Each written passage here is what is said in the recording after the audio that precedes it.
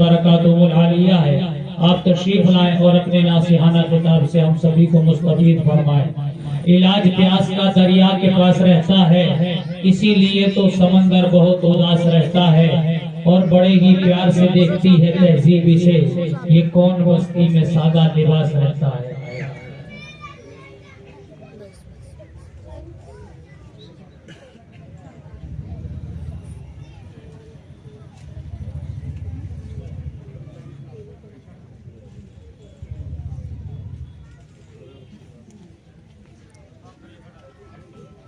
یہ سراج العلوم زاہدی کا سالانہ جشن دستار ہے۔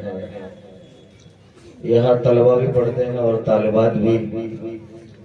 ہمارے محترم مفتی محمد انصار صاحب حفظہ اللہ گنگوہی نہایت محنتی مجاہد قسم کے افراد ہیں۔ اللہ پاک نے ابتدا سے نیک طبیعت عطا فرمائی ہے۔ طلبہ پر جم کر محنت کرنا، طلبہ کو جوڑنا اور شفقت کے ساتھ انہیں آگے بڑھانا، اللہ تعالیٰ نے انہیں ہمت اور ملکہ عطا فرمایا ہے۔ بہت قلیل مدت میں، بہت تھوڑے سے وقت اور وقت میں انہوں نے یہاں الحمدللہ خوب محنت کی ہے۔ بہت سارے طلبہ، بہت بڑی تعداد طلبہ و طالبات کی یہاں زیر تعلیم ہے، اور ساتھ ہی ساتھ مفتی صاحب کسی ادارے میں درس نظامی کا درس بھی دیتے ہیں۔ یہ یقیناً ان کی مقبولیت اور صلاحیت کی بات ہے۔ دلی دعا ہے اللہ پاک مزید ترقی عطا فرمائے اور تقویت عطا فرمائے۔ اللہ تعالیٰ اس ادارے کو بھی خوب ترقی عطا فرمائے۔ اس وقت ہمارے درمیان اسٹیج پر معروف عالم دین شیخ الحدیث حضرت مولانا محمد عاقل صاحب دامت برکاتہ العالیہ تشریف رکھتے ہیں، اور آپ ہم اور آپ بخوبی جانتے ہیں حضرت کی مصروفیت بھی خوب ہے، اور آج کے لیے اجلاس کا زمانہ ہے، تو لہذا اسی مناسبت سے مجھے چند باتیں عرض کرنی ہے۔ آپ سنیں اور دل کے کانوں سے سنیں۔ اعوذ باللہ من الشیطان الرجیم، بسم اللہ الرحمن الرحیم۔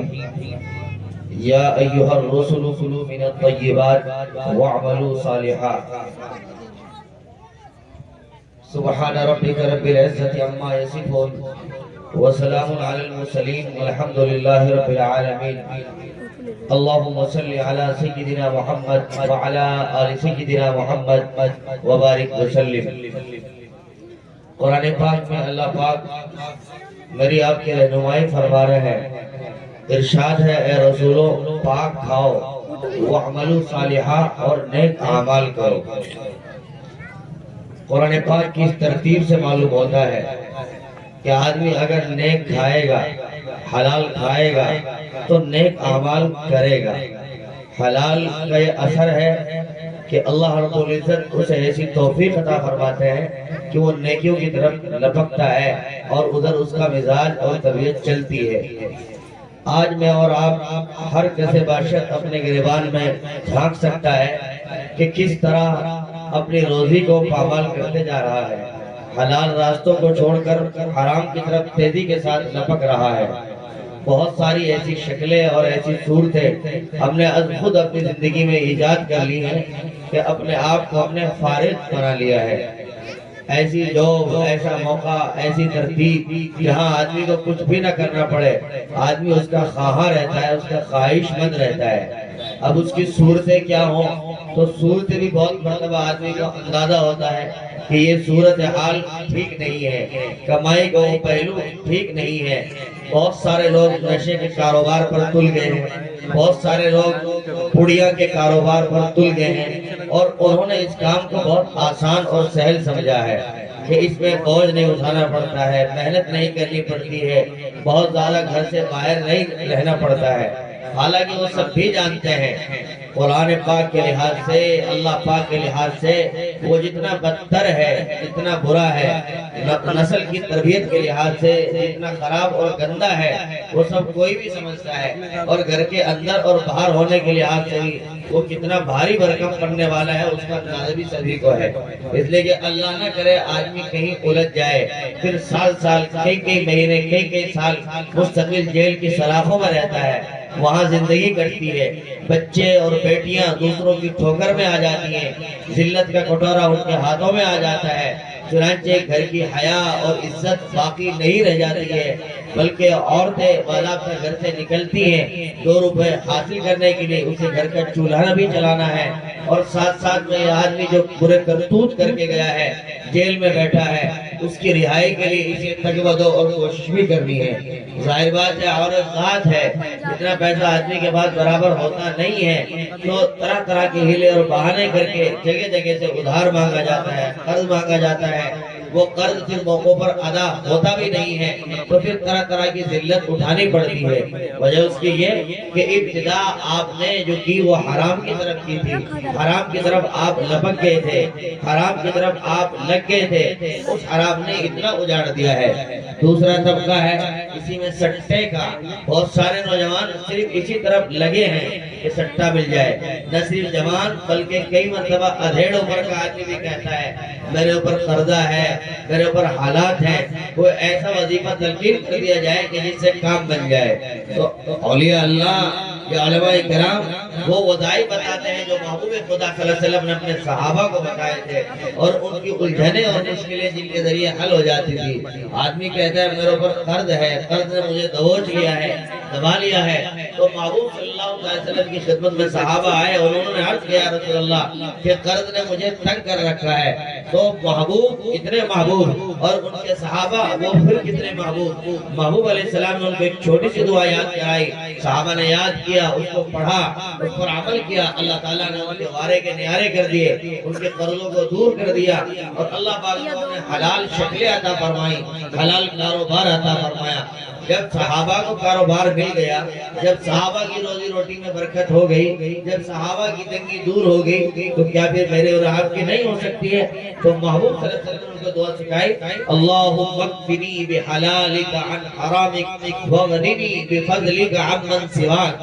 میں اور آپ بھی اسے یاد کر سکتے ہیں، اسے اہتمام سے پڑھ سکتے ہیں، بیٹیوں کو پڑھوایا جا سکتا ہے، گھر میں عورت ذات پڑھ سکتی ہے، صحابی رسول محبوب صلی اللہ علیہ وسلم کی خدمت میں ہے، یا رسول اللہ گھر کے برے حالات تنگ کرتے ہیں۔ محبوب خدا صلی اللہ علیہ وسلم نے فرمایا کہ مغرب کے بعد سورۃ الواقعہ کا اہتمام کریں، سورہ واقعہ پڑھیں۔ تو کثرت کے ساتھ صحابہ نے سورہ واقعہ پڑھی، اللہ پاک نے ان کی مدد فرمائی، ان کے برے حالات کو دور ہٹا دیا۔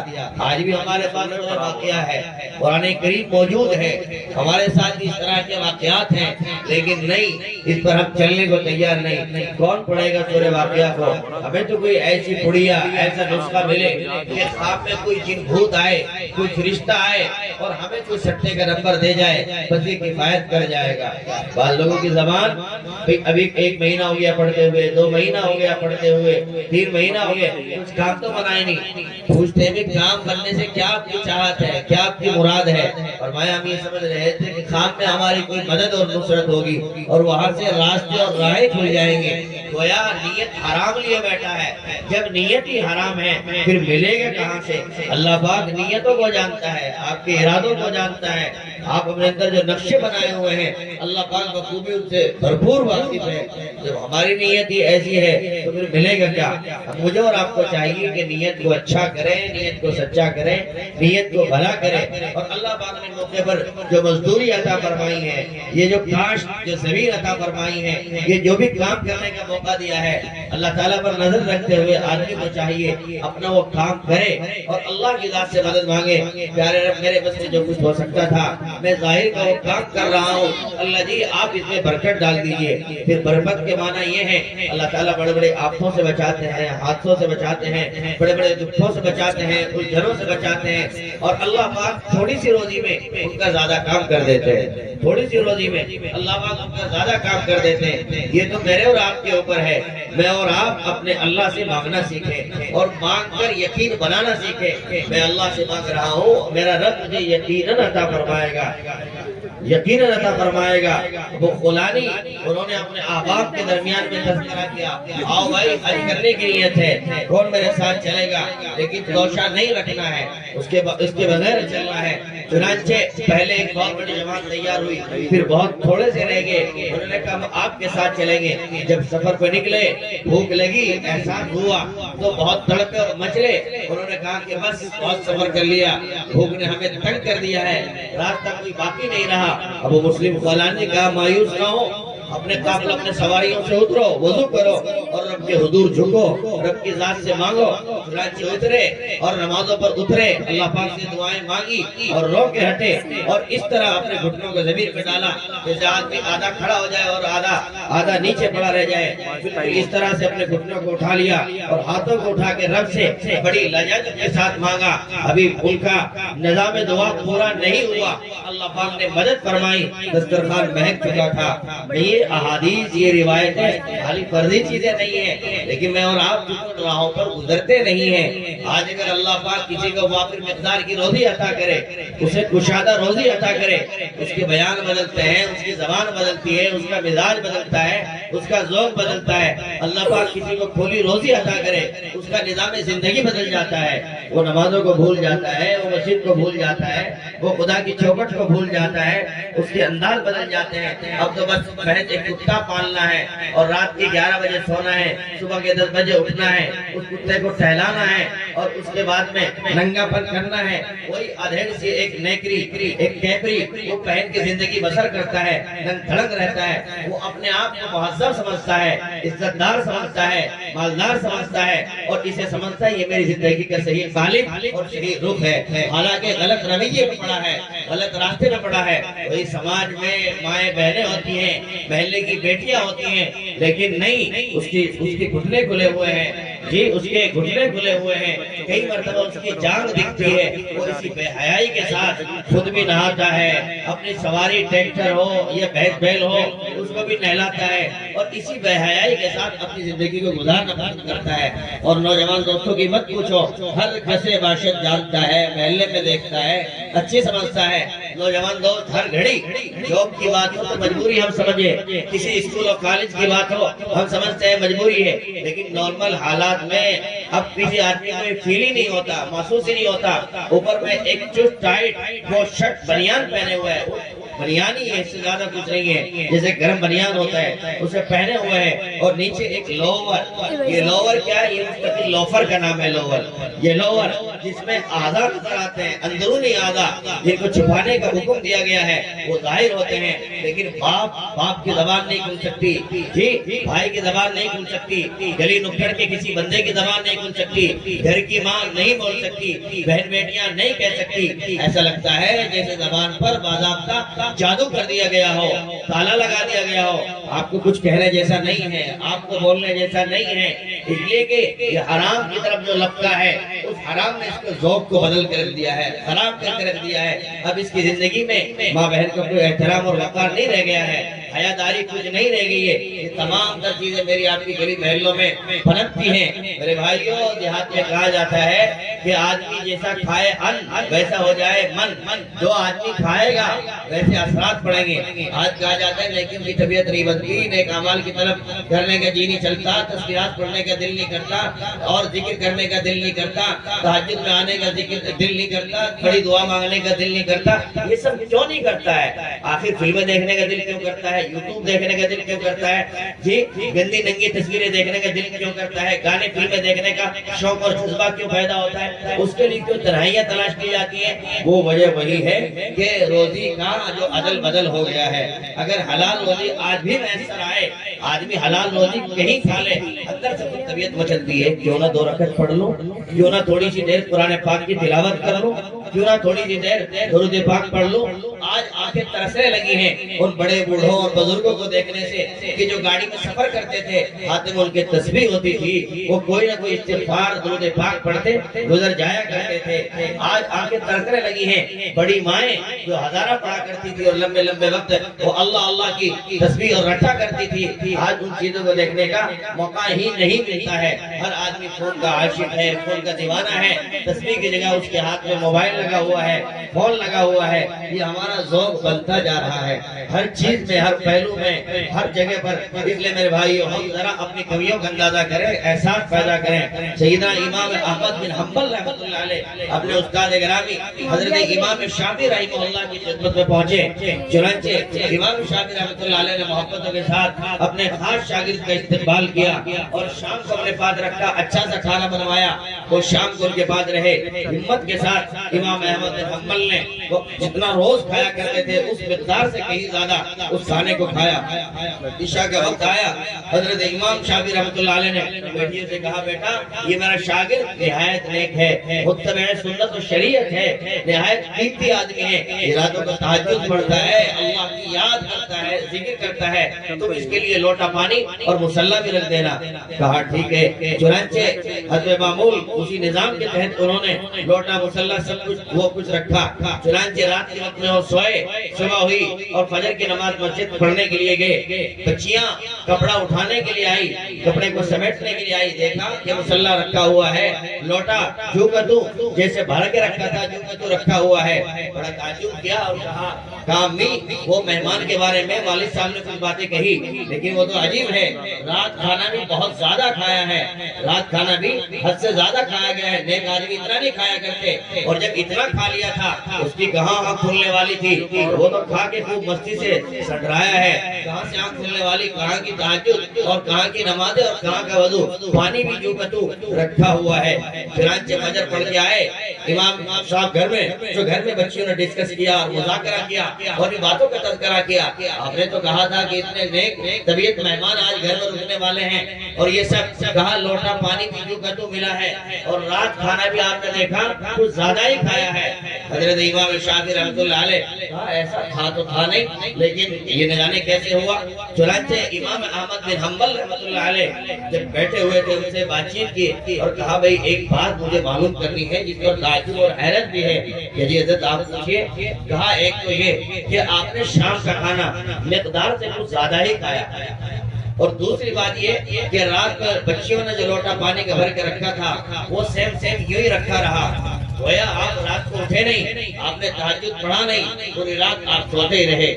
حضرت امام احمد بن حنبل نے کہا حضرت استاد جی معاملہ یہ نہیں ہے جو آپ فرما رہے ہیں، جو آپ سمجھ رہے ہیں، بات یہ نہیں ہے، میں نے کھانا اس لیے زیادہ کھایا کہ حلال کھانا تھا، حلال کھانا جتنا بھی زیادہ کھا لیا جائے وہ کمی محسوس ہوتا ہے، لہذا میں نے اپنے کیپیسٹی کے مطابق اس سے کہیں زیادہ میں نے اسے چھپے کھایا ہے تاکہ اس سے لذت ملے، راحت ملے اور مجھے برکت ملے، نفع ملے، اس لیے میں زیادہ ہی کھاتا گیا۔ اور اس کھانے کا اثر یقیناً یہ ہوا رات کے وقت میں بستر پہ لیٹ گیا تھا تاکہ آرام کروں اور سو جاؤں، لیکن جیسے لیٹا تو طرح طرح کے مسائل قرآن کریم سے میرے سامنے کھلنے لگے، حتیٰ کہ میں اٹھ کے بیٹھ گیا اور پوری رات پھر میں مسائل کا استنباط کرتا رہا، مسائل کا استخراج کرتا رہا، مجھے پوری رات نیند کہاں آئی، آپ کے حلال لقمے نے یہ اثر دکھایا، مجھے رات بھر رونے کی توفیق بھی ملی ہے، رات بھر اللہ اللہ کرنے کی توفیق بھی ملی ہے، اور اتنے مسائل کا میں نے استنباط کیا ہے، مجھے تو لمحے بھر کے لیے نیند ہی نہیں آئی، لہذا میں نے عشاء کے وضو سے آج بھی الحمدللہ فجر کی نماز پڑھی ہے، آپ کے حلال روزی کا اثر ہے۔ دوستو یہ ہے اصل چیز، یا ایھا الرسول کلوا من الطیبات واعملوا صالحا، حلال کھاؤ، اعمال صالحہ کی توفیق ملے گی، ہم اپنی اولاد کو حلال کھلائیں، اعمال صالحہ کی توفیق ملے گی۔ جو ماں باپ اپنی اولاد کو حرام کھلا رہے ہیں وہ ان کی زندگی کا خون کر رہے ہیں، انہیں بے حیائی پہ اتار رہے ہیں،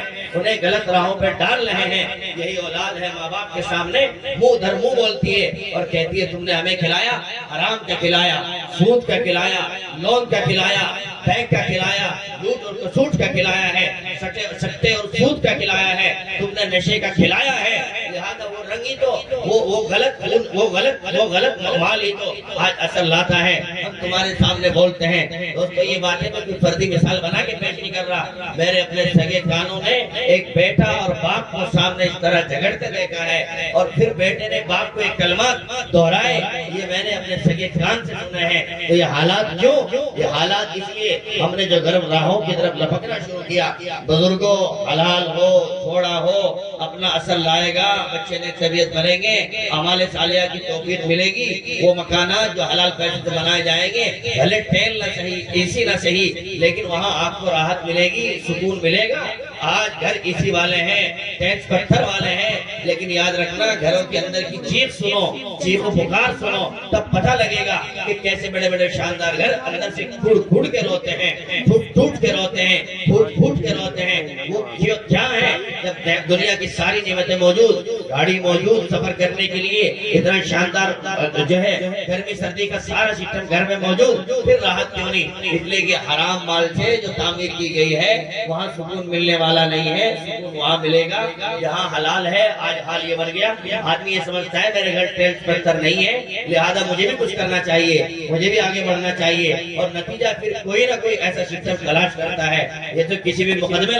لگاتا ہے اور پھر دلالی کرتا ہے، اور اس دلالی کے بیچ میں پیسے ہڑپ کرتا ہے، اپنے چولہے کو چلاتا ہے، دوسرے کے چولہے کو ٹھنڈا کرتا ہے، مطلب کسی کے چولہا ٹھنڈا کر کے اور کسی کے بچے کے لیوالے چھین کر آپ کو راحت ملے گی۔ بھول جائیے اس بات کو، وما توفیق الا باللہ۔